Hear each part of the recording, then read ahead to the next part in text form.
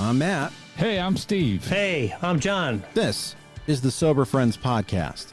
We're here for the sober curious, the new guy, and the old timer. We're here to talk about the stuff anyone looking to live alcohol-free has to face day to day, and how we overcame those struggles. We speak for no 12-step group, but we do try to remain anonymous. You're not alone. This is the Sober Friends Podcast. Steve, I got a subscription to 11labs.io. It is a voice synthesis program. I could find a way to put John back into the show. Oh, nice. I could just go over old shows and just clone them. Yeah. We'll just make him say whatever we want him to say. Yeah, that could be fun. Yeah, just firing off guns and arrows and killing small mammals. Plus, we could turn him into a liberal, right? Like we could. Like a Biden supporter and stuff a Bernie like that. bro. Yeah, a Bernie bro, even better. I can clone him to say about single payer. Right. He really wants that single payer, and he's been repressing those feelings for years now. Oh man, that would be fun. That's my new addiction. I've been using this tool, and I've not been using it for anything other than impressing my friends. Like, yeah. I'll clone these voices for like 3 people. I've actually heard that stuff going on, that you can do that now, and so with those different $5 a month. $5 a month, huh? Yeah, it's fun. Yeah, I can imagine. So that's my new addiction outside of alcohol, and that's our topic today: is addictions other than alcohol when you find recovery. And boy, oh boy, do I find ways to replace alcohol with other things. Yeah, I mean, you need to replace it with other things, right? We talk about that when you get sober. Like, you need to replace that addiction with something else. If you're in a 12-step program like AA, that the work is to replace that with some type of spirituality and try to fill that. Those of us who have addictive personalities, I certainly fall in that category. It's easy to move from one to another, right? You hear a lot about this. I know some guys who, when they got into recovery, they were gamblers, and all of a sudden they got into some trouble with gambling, and this wasn't always trouble, but they got to a place where they could see that it was heading that way. A good friend of mine I was on retreat with last year, and we talked about that, and he was like, "Yeah, I can't go to the casino anymore. I can't do that." So it's not unusual for some of us, not all of us, but for some of us, just to move that addiction to something else and to focus on that other things. It certainly happens to me. I mean, I've talked about it before, right? We had somebody reach out about sugar addiction and food addiction. All those things are real. And certainly I can move from one to another too. And it could be a variety of things, right? And just like everything else, it's a mental obsession is what it is, right? It's not a physical obsession, it's a mental obsession. Is this always bad to move from one addiction to the other? I used to think when I first came into recovery that it's bad that if I'm fixated on something else, that it's always bad. And I think it's worth thinking through, when is it bad? When is it good? What do you think in terms of an addiction other than alcohol? What makes something else be bad? Well, it's bad if it starts impacting other areas of your life, right? I mean, that's what alcohol did. So if, for instance, we talked about it on there, John and I like to hike, right? Listen, I can get into hiking that I'm never around my family. I'm never home. I'm hiking. I'm all, and I don't care about the impact it has on my family life if I chose to do that. So I have to be careful with that. And there's certain things I need to do if we're going to hike. And like last year, we hiked some big hikes, and I have to prepare for that, and I have to get in shape for that, and I have to train for that. And all of those things impact other things around me. So for me, I have to think about how is it impacting other areas of my life. If, and certainly when you get things like gambling, it's easy. It's easy to look at something like that. Are you gambling more money than you could afford to gamble? Like, those are some simple things, but it's just not, it's just not that. It's exercise. It's, people get into, all of a sudden they become competitive bike racers or something like that. And, and it's no different. Like, they just get so solely focused that they have to do it. For me, I have to sort of, is there a balance in my life? What's it taking away from? And if I could do it with some balance where it's healthy, I feel like I did that with my hiking last year, then I think it's okay. I think that's the key. Is it something that is damaging to other people Does it take you away? Does it cost you money? I can see that my 14-year-old son is addicted to weightlifting. There is no question. There are times that I have to pull him aside for almost a detox to take a day off. I had dropped off. My wife was not home over the past week. She was traveling.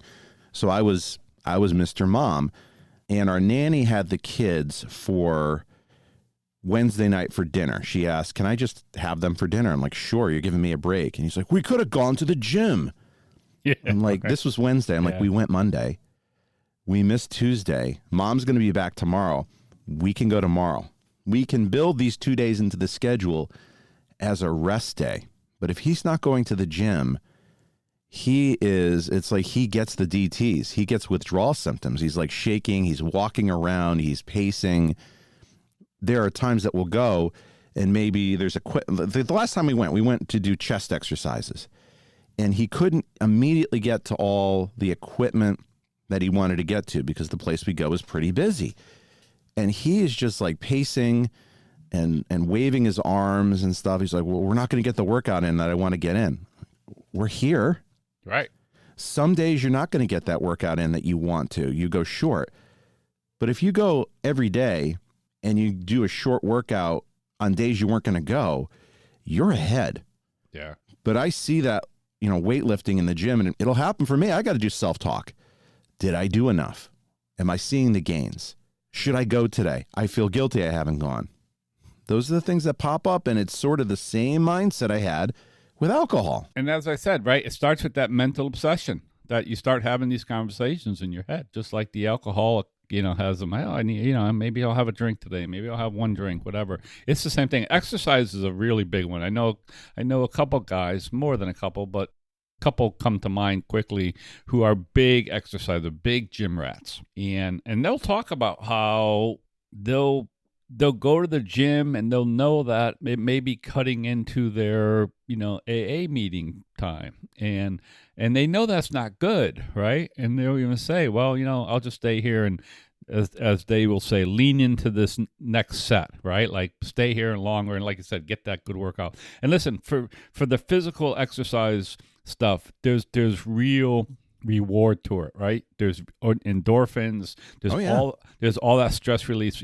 When I was younger, and this is even up to a few years ago, like I always considered myself a runner. And when I would really, really get into runner, it actually became an addiction for me. Like I can remember one time I had some chest pains going on, and I went to a cardiac specialist, cardiologist, and she did all the tests on me, right? Echocardiogram, all this kind of stuff. And I couldn't, she said, "No running," right? No running. But so I get all these tests done and I'm not hearing anything back from her. I finally called up her office and said, "Can I run? Like, you got to give me some, because if there's nothing wrong, I want to run." Like that's how bad it was for me. Like I called her office, like I need results from this thing because I want to run. It's just like that, and it's not fun. And I did that for a while, like just like you said. "Ooh, I need to get out for a run today." And this is the other part of if it's good or healthy or not. If I missed it, I was down on myself, right? I was like, just like you said, like, "Oh, I could run tomorrow. I can run." There was really no reason for me. I'm not a competitive runner. I'm just a exercise fun runner. But I would get down on myself. I'd get pissed off at myself. That's not healthy. What do you think that's about? Because I deal with that too. What do you think the root cause is? I don't know. Part of it for me is I'm not sure what the root cause, but I'll tell you, one of the things that I'm always afraid of with that is that I know that everything we talk again is developing good habits, and I'm afraid if I miss some time, I'll fall out of that habit, which is true. It happens to me, right? That's exactly my issue. And next thing you know, I go from being obsessed about running every day to not running at all, right? I mean, and that's a true thing that happens to me. I think that's the pressure, as I know that's back there, and that comes back to I hate to use the word over and over again, but balance, trying to find that healthy balance, which I have trouble finding in a lot of aspects of my life, that healthy balance of stuff. So, it's a work in progress. I work on it. Like I said, I've talked about, all the struggles I've had with sugar and food and stuff like that too. I did a little OA for a while. I think I belong in OA. I just don't. Oh, me too. I think I just don't have the room for that in my brain, not in my real life, right? And I mean this honestly. I just don't have the room in my brain right now to take on another 12-step program. So I'll deal with it. But yeah, I think it's just, part of me just knows that I have this personality that can get stuck on things. And I can get stuck on good things and I can get stuck on bad things. Perfect example. I picked up a used playscape, right? That's made out of wood that I want to set up for the grandkids when they come over. And everybody's coming over for Easter holiday weekend, so I want to get this thing up. So I have it down in my basement, all apart, and I'm sanding and I'm cleaning and I'm adding some wood preservative on there. And that's in my head. Like, I always want to be down there working on it, right? Always want to be down there working on it. Even today, I'm sitting there waiting to come on. It's, we're recording this on a Sunday morning this week. And it's like, do I have enough time to get down there and do some work before I get on the podcast? It's like that type of thought process for me is always there. I always got to fight that. And I didn't. I just decided I was, sitting there having some coffee.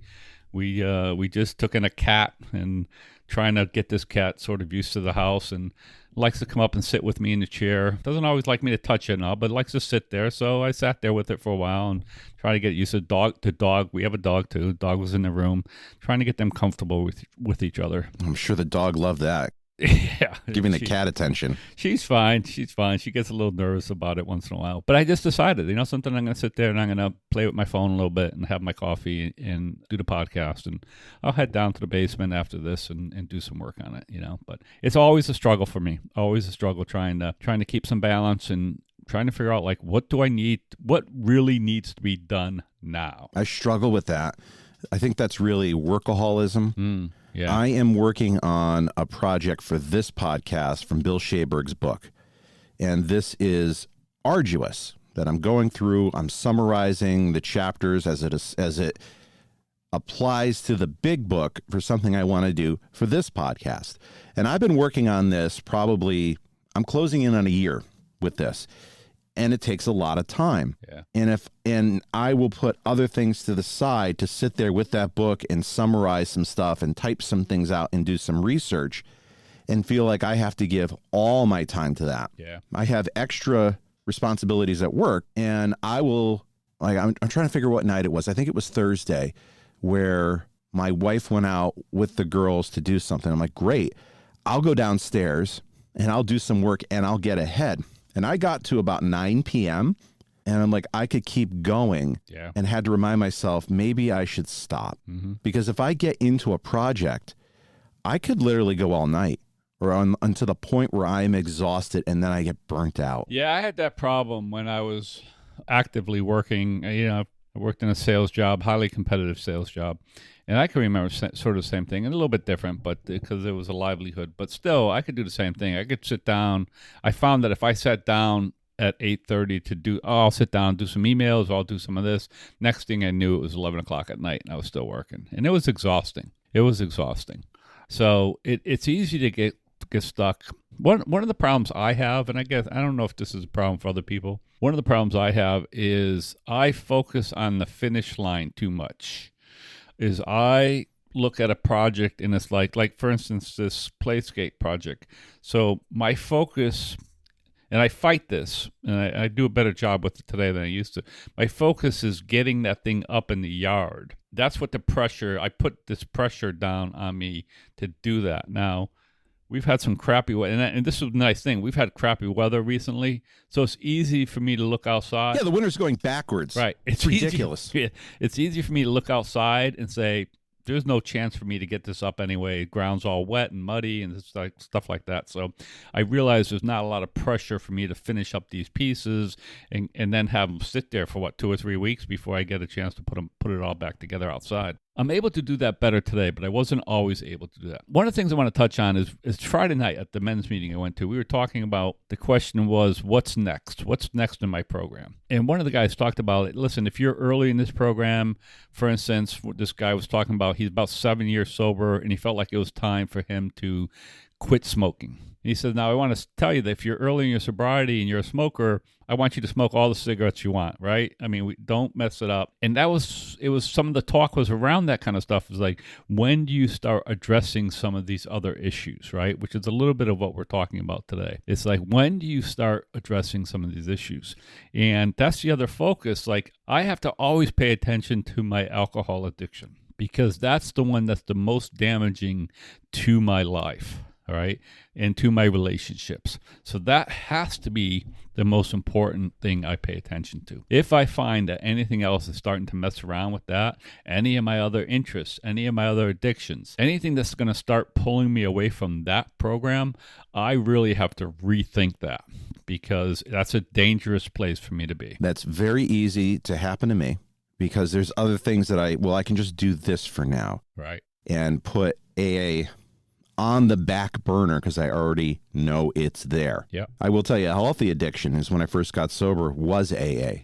That I was fascinated by every aspect of the 12-step group. And it did take me away from my family. Mm-hmm. And I did have to go places. But this was a good thing. It was taking me away temporarily so I could get better and so I could learn. But I was full bore on, I'm going to go through the steps as fast as I can. I'm going to master this.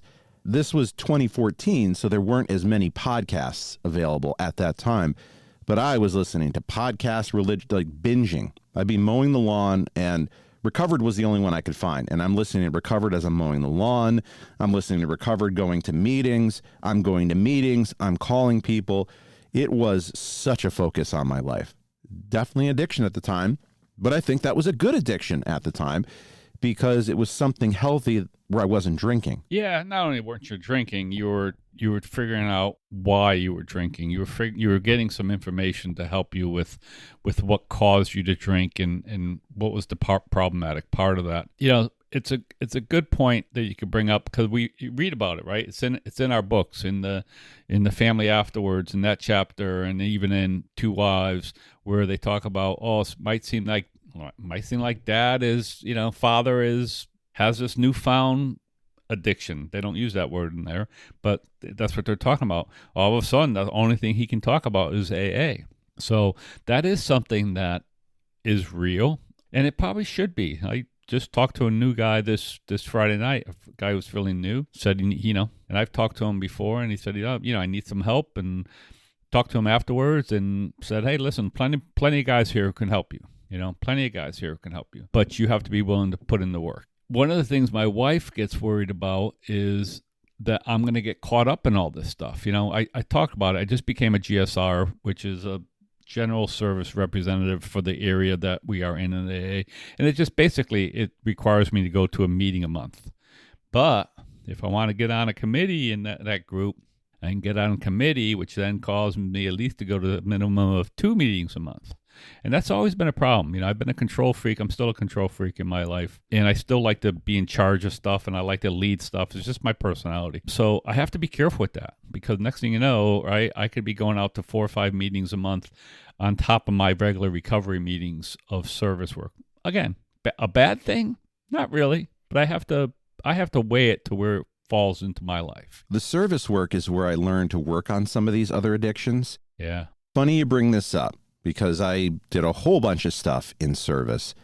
And now, I guess I haven't stepped away because I'm at the group level, but it's not, being a treasurer at the group level is not like being a treasurer at the district level. It's $15 a week versus hundreds of dollars coming in a week. Right. It's small. And I think this is one of the reasons that alcoholics sometimes make great employees and are very successful, is the single-minded focus that you can't break our attention span for something we want to get done. We will outwork everybody because of that focus, that addiction on the work. I looked at the difference between my service jobs and the difference between my regular job. I have ambition in my regular job. What's there to have ambition about in service for AA if you think it through? I'm not climbing a corporate ladder. I'm not going to get a pay increase. I'm doing this to help other people.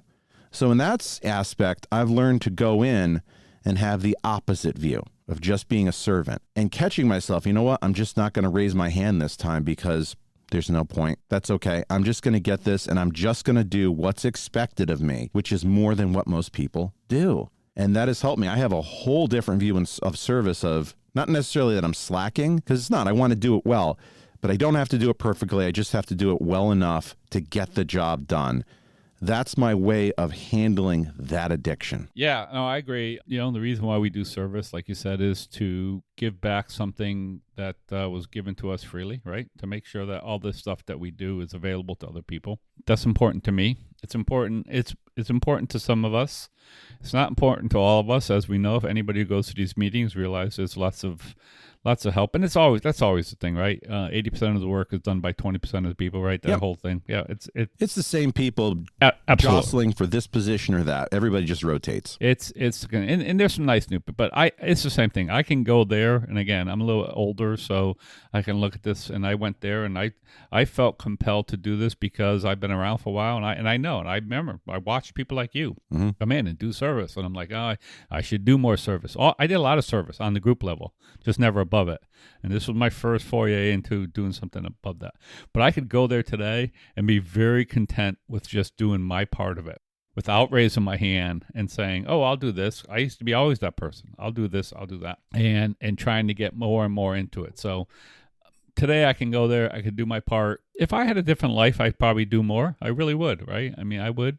If I was a single guy and I didn't, if that was, and I had more time, I would absolutely probably do more of that. But I'm not. And so there's other things I need to do. So I don't want to overcommit myself.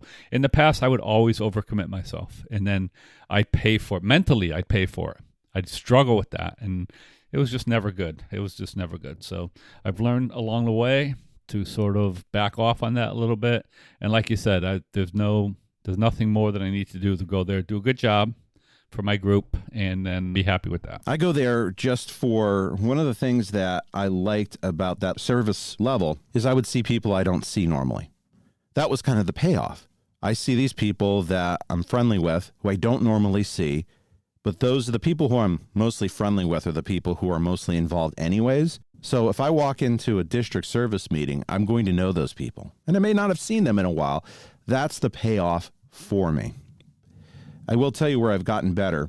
At work, we have another leader who is on leave, so we had to break up their team. And I got 4 additional people brought to me. 2 of them are in an outlier category, which means there's more work I have to do. And it was necessary for me to put in hours after, and was about to have a conversation with my boss to say, this is a lot.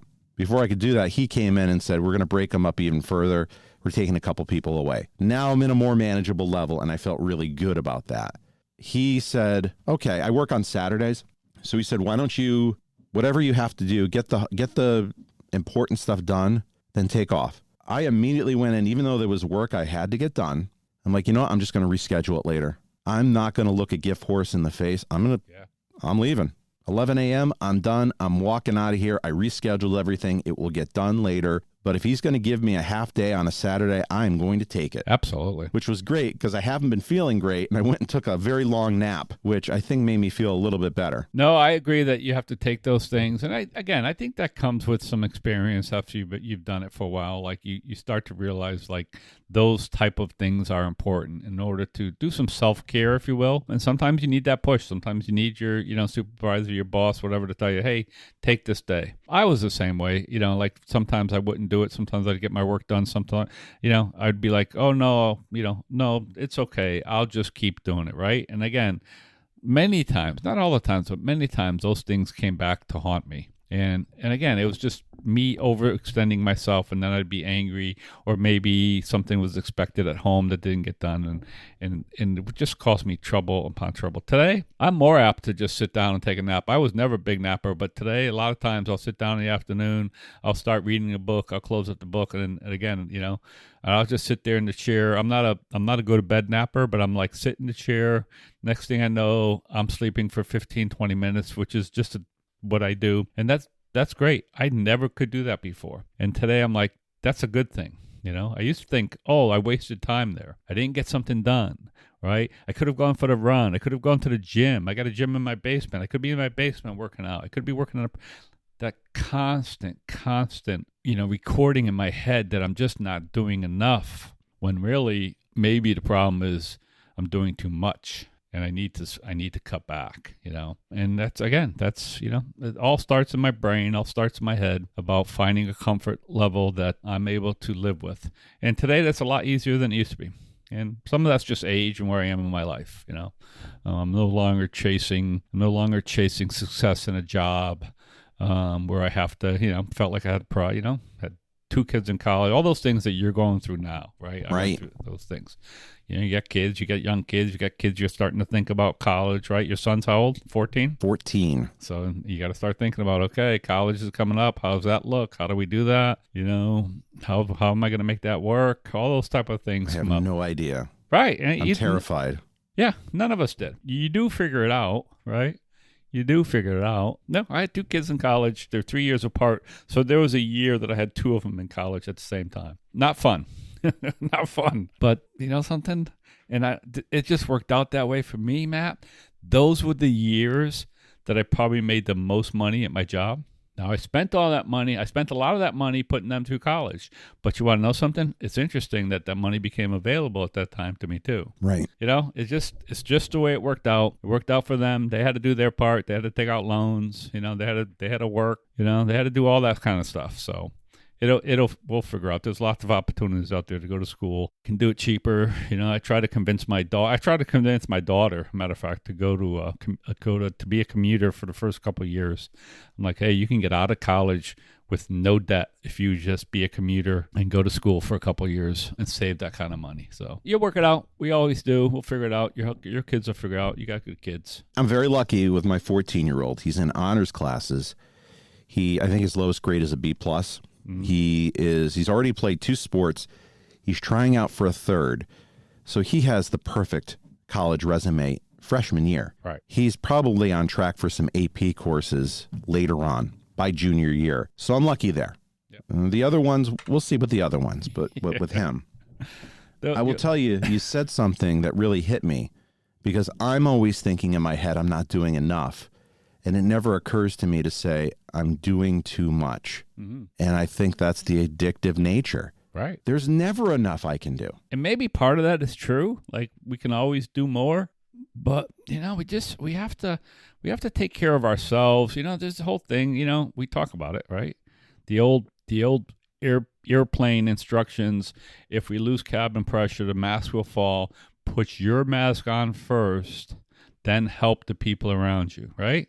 You got to take care of yourself first in order to be available to help people around you. It's a hard thing, it's a hard thing for some people to do that. Like we always think we need to be doing more. And I think we can always do more, Just one thing before we go, I just want to touch bases. Like yesterday we had a memorial service for one of the guys, long-term AA guy, 33 or 34 years. Dick S. Spaghetti Dick. It's a guy I got to know. It was one of these things that I won't get into the story, but I raised my hand. Dick wasn't driving. He wasn't well enough to drive at the time.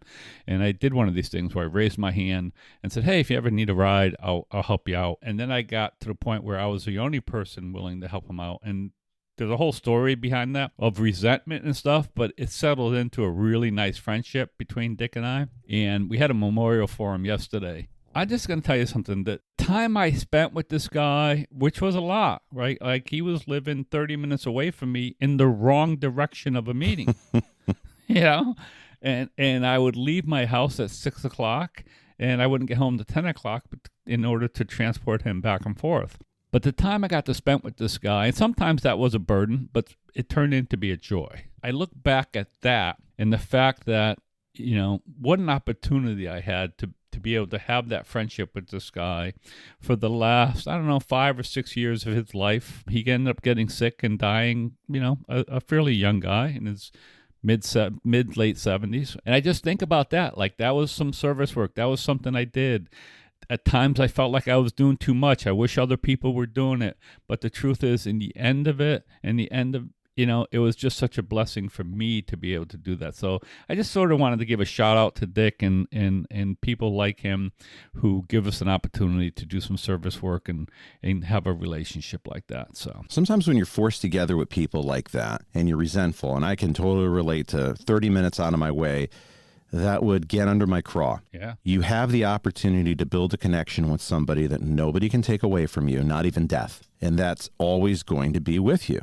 Yeah. Clearly, that's the first thing you're thinking of when you think of Dick, that it made that much of an impression. His son reached out to me last night after they had a service for him. So a bunch of guys were there and said, thanks for being a good friend to my dad and all. And I just told him, I said, listen, it was a pleasure for me. It was like a pleasure for me to get to know him.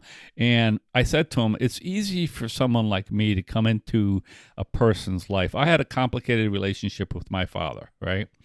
So it's easy for me to come into Dick's life without any baggage, right? I had no baggage of who he might have been, what kind of father he might have been, anything like that. He was just a guy I picked up, and I was able to build this friendship with him. And it was nice to be able to do that. And I realized that as it was going on that, listen, I don't need to have anything but love with this guy. And that's what I did. We just had this great friendship. We spent a lot of time together, and it was a wonderful thing. I didn't want to get off track, but I wanted to mention Dick in this thing, in this podcast, because yesterday was a nice day. It's always a tough day, but it was a nice day to see such support and love for someone like him. I think it's important to talk about because it reinforces that the people, however your recovery journey is, the people that you meet when you need to get sober, who help you get sober, are probably going to be the strongest connections you'll ever make, even if they're people you don't see very often. I can think of people I don't see very often. I don't feel like I know them very well, but there's always something with those people that they've said something that touches you. And because they're somebody else who's affected by alcohol use disorder, there is a stronger connection than there would be to the general population. I don't think there's any question about it. Again, in the big book, they talk about the Titanic, being on that cruise liner. They don't say the Titanic, but that's going down and we all become one person. We all become one group of people, one community. I've never been in the service. I've never been to war. So I don't ever want to think that I understand how that it is. But, I'm a big... I'm reading a current book right now on Vietnam. I read a lot about different stuff like that. I've read World War II books, all that kind of stuff. And there's that connection that you hear about with guys who go to war together, right? They have to depend on each other because their lives are at stake. The truth is, it's a little bit like that in AA, right? People die all the time, right? I mean, my wife religiously reads the obits, and every time she sees somebody, it's like, oh, this guy was an alcoholic, right? It's in there, friend of AA, NA, whatever the problem is, It's like people die all the time from this disease. Like I said, I meet new people. I offer my help to them. I'm going to tell you, most of the time, these people do not accept help. Right. It's just, they just don't. Hey, call me whenever you want to go to the meeting. I'll tell them all the time. I'll pick you up and I'll take you to any meeting that I go to. I'll find the time to go to meetings when I can. So it's a life or death situation for many of us. And that's why we're there. That's why we have this bond. I feel the exact same way. There are people, you mentioned going to a district meeting, right? I go to the district meeting now. There's a lot of people that I know from the rooms, but I don't get to see because I don't go to meetings that they go to anymore. And I love seeing them. And there's a connection there. And for most of those people, here's what I know. Most of those people, if I need help and I have their phone number and I call them, they're going to help me. They're going to help me. And that's the beauty of this program. That's why there is that connection. I know that. And they know that from me, too, that if they call me and they need help, I'm going to be willing to help them. Well, help us. I'd love for you to go to Apple Podcasts and give us a 5-star review. Leave a review on there so if somebody brand new is scrolling through, that you can tell them what you love about this podcast. I read every single review. Go to Spotify and give us a 5-star rating. If you feel we deserve that, check out our website, soberfriendspod.com, where you have contact information for us and also links to all our social media. I'm most active on Instagram at soberfriendspod. Steve, thanks for another great podcast. Hey, Matt, thanks for having me on, and have a nice rest of your weekend. You got it, and we'll see you next week. Bye, everybody.